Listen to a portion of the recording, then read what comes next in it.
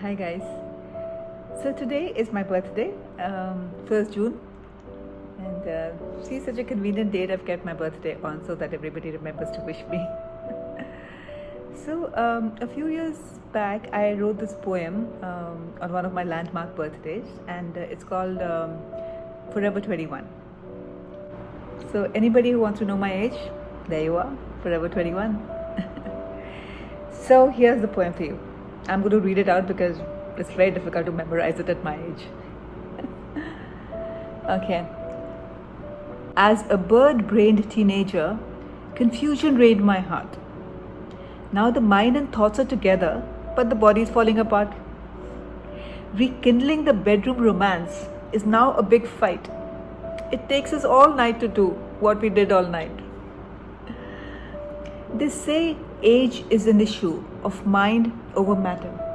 If you don't mind, it doesn't really matter. But matter it does when things get badder. The memory goes shrinking, the body goes fatter.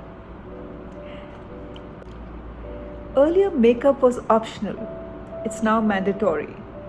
Without it, this gory would look pretty gory. My beauty spots have now morphed into age spots. Hubby whispered last night, "Can I play join the dots?"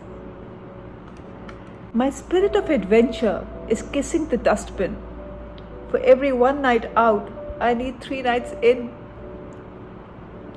Never imagined that discos and nightclubs would be a no-go. Even midlife crisis happened a lifetime ago. They say age is just a number. Don't fret and fume. I say if age is just a number, then jail is just a room. But life is what I make it, to be or not to be. And today, I'm the youngest I'm ever gonna be.